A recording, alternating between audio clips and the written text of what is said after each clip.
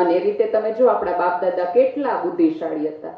એને સદીઓ પહેલા એવું કીધું તો આલિયા માલિયા વ્યવહાર નો રાખો. ગયો તો ખબર પડી કે આની આ વાત કરતા હતા. હે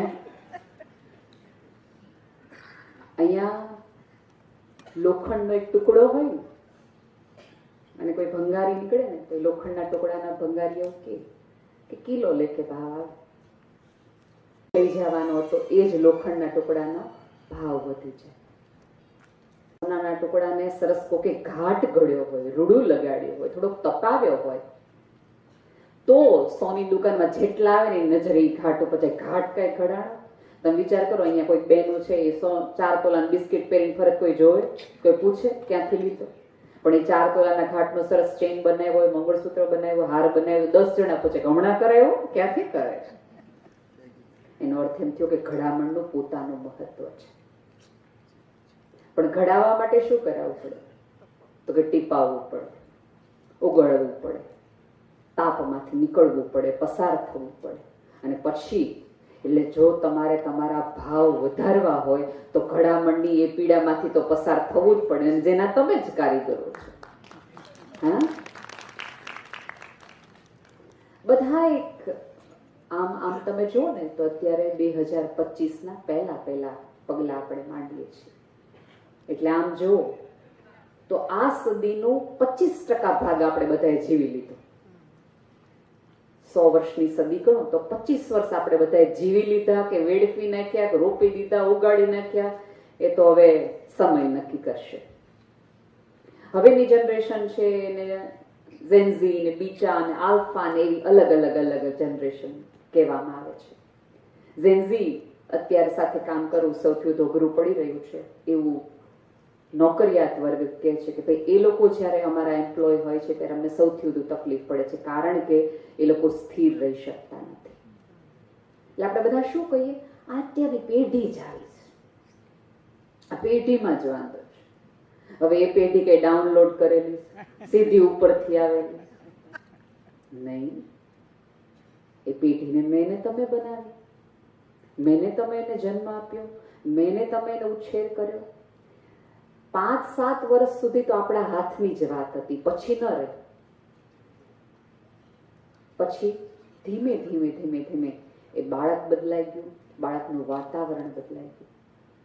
સમાજ ભેગો છે ને અત્યારે માત્ર જમવા માટે કે આખો દિવસ તમને ભેગા એટલા માટે કરવાનો છે કે તમારામાં બદલાવ આવશે તો ઘરમાં આવશે, ઘરમાં આવશે તો પરિવારમાં આવશે, પરિવારમાં આવશે તો સમાજમાં આવશે, અને સમાજમાં આવશે તો એક ઘરમાંથી બીજું ઘર રૂડું લાગશે. અને બારીમાંથી જોશો તો એકાદ ભણેલ ગણેલ દીકરીને જ્ઞાતિ બહાર જવાના બદલે આ જ જ્ઞાતિમાં રહેવાનો વિચાર આવશે. આપણે બહુ પ્રેમથી કહી દઈએ બહાર લગ્ન કરે છોકરા છોકરીઓ, બહાર લગ્ન કરે, ક્યારે વિચાર ન થાવ તો કેમ કરે છે? આપણી જ્ઞાતિનો એવો કયો, ક્યારેક જેમણે કર્યા હોય ને એને બેસાડીને પૂછવું જોઈએ આપણે બધાએ કે બેટા એવો કયો ગુણ હતો અથવા એવો કયો દુર્ગુણ હતો કે જેના કારણે તને એમ થયું કે આપણી જ્ઞાતિમાં ને ઓલી જ્ઞાતિ વધુ સારી છે, ત્યાં જવું છે. એવા લોકોને પૂછો. પણ એ લોકોને તો આપણે બોયકોટ જ કરી દઈએ કે અમારે તમારા રહો કઈ લેવા દેવા, થોડાક રાખો લેવા દેવા, તો આપણને ખબર પડે કે હવે બીજી પેઢી આ ભૂલ ન કરે, જેથી કરીને સુધારણા આપણે કરી શકીએ, વિચારણા આપણે કરી શકીએ.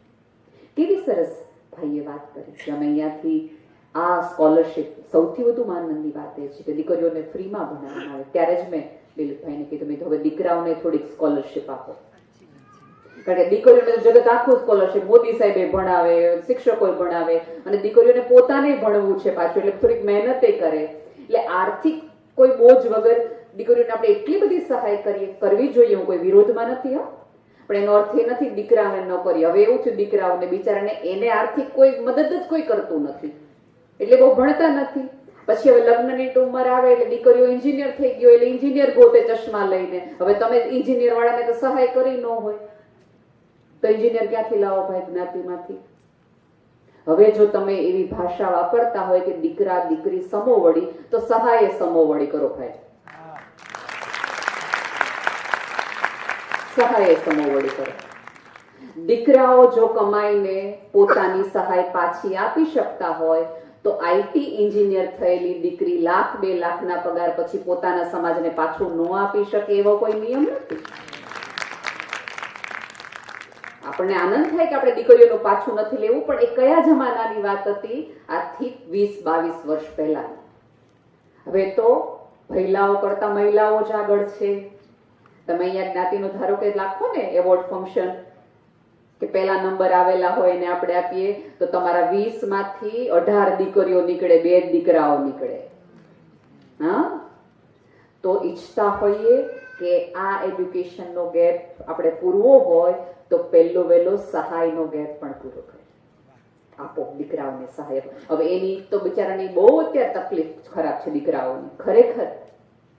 કારણ કે જો તમારી 22-25 વર્ષની દીકરી ભણ્યા પછી નોકરી ન કરતી હોય, ઘરમાં કામ કરતી હોય તો તમે કોઈ અજાણ્યા પૂછતા નહીં હોય શું કરત બેટા, અને એ દીકરી એમ કેમ કે હું નોકરીની શોધમાં છું, તો આપણને બહુ ખૂંચે નહીં. પેલો 20 વર્ષનો દીકરો બિચારો કઈ તૈયારી કરતો હોય, હવે કાંઈ કરતો નથી, ઘરમાં પડ્યો તો મેં ગયા હતા, એટલે એને ઈ પ્રેશર ઝીલવાનું, એને સતત કોમ્પિટિશનમાં રહેવાનું છે, એને માર્ક સારા લાવવાના છે, એને સારું પાછું ભણવાનું છે, પપ્પાને ગમે એવી કારકિર્દી બનાવવાની છે, ખૂબ સારા પગાર કરવાનો છે, કે સારો પગાર નહીં હોય તો ક્યારેય કોઈ છોકરી પસંદ નહીં કરે. જે છોકરી આપણને એવું કીધું હોય તું હે તો મુझे फिर और क्या चाहिए, સાંજ પડે 100 લીટર માગે, હે એટલે એને એ તૈયારી કરવાની. અત્યાર સુધી હનીમૂન છે, કુલ્લુ મનાલી ચાલતું તો હવે બાલી માટેની એને બિચારા તૈયાર કરવાની, બરાબર. અને હવે સૌથી મોટી સમસ્યા એ લગ્ન કરતી વખતે એને ધ્યાન રાખવાનું કે જો આ લગ્ન જીવન ન ટક્યું તો આપણે 25-30 વર્ષમાં જે કમાણા, હું નહીં મારા પપ્પા કમાણા, એમાંથી અડધો ભાગ એ વ્યક્તિને આપી દેવો પડશે 2 મહિના 3 મહિના લગ્ન જીવન પછી, જાણે આપણા બાપ દાદા એની હાટું જ કમાણા હોય. આટલી બધી પ્રેશરમાં, એટલે તમે માનો છો એવું મજાનું જીવન છોકરાઓનું નથી. હા, એને ફ્રીડમ કેટલી છે તો કે બહાર જવાની છે, એનાથી વધુ ખાસ ફ્રીડમ નથી. એના ઉપર તો હવે સ્વપ્નાઓનું અપેક્ષાઓનો બોજ વધુ છે. છોકરીઓ કંઈક સરસ નામ એવું કરે ને, અહીંયા ધારો કે કોઈ દીકરી સીએ થાય, બહુ સારી વાત છે કે દીકરી સીએ થઈ તો આખો સમાજ કે અમારો સમાજનો ગૌરવ, અમારો સમાજનો ગૌરવ. એક દીકરો સીએ થાય હવે કેટલાય થાય. આટલું બધું હવે દીકરાઓને અને પુરુષોને નિગ્લેક્ટ સમાજ ન કરે એવી મારી નમ્ર વિનંતી છે.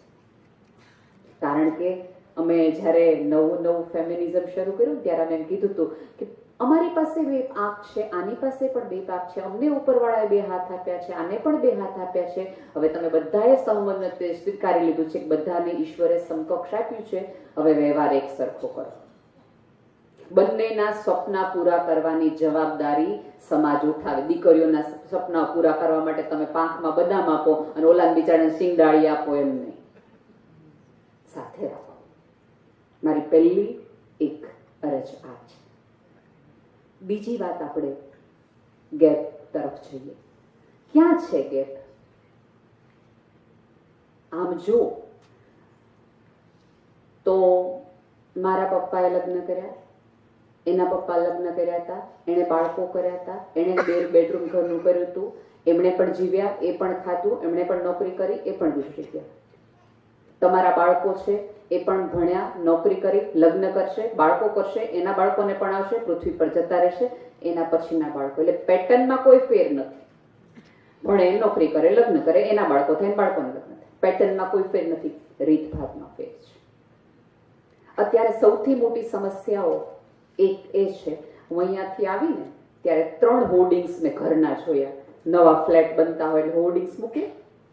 એક પણ હોર્ડિંગ્સની અંદર માતા પિતા હતા અને એક બાળક હતું. માતા પિતા હતા, એક બાળક હતું. એક હોર્ડિંગ થોડુંક સંવેદનશીલ હતું, એટલે માતા પિતા બાળકને કૂતરું હતું, બીજું બાળક નતું. દાદા દાદી નહોતા, આડોશી પાડોશી નહોતા. પરિવારો ધીમે ધીમે એક વસ્તુ યાદ રાખજો કે આવા પૈસાથી આર્થિક રીતે તમે મકાન ખરીદી શકો, પરિવાર નહીં. તમારા પૈસાના કારણે તમે સારી એવો પથારી ખરીદી શકો, ઊંઘ નહીં. તમારા પૈસાના કારણે તમે મોંઘી ઘડિયાળ ખરીદી શકો, તમારો સમયને મોંઘું અને મૂલ્યવાન ન બનાવી શકો. ખૂબ બધા પૈસા હોવા છતાં તમે ભોજન ખરીદી શકો, પણ ખાવાની ઈચ્છા ક્યાંથી લાવો ભલામણા? એલેન મસ્ક જે અત્યારે આમ તમે જુઓ તો યંગસ્ટર થી લઈને આપણા બધાના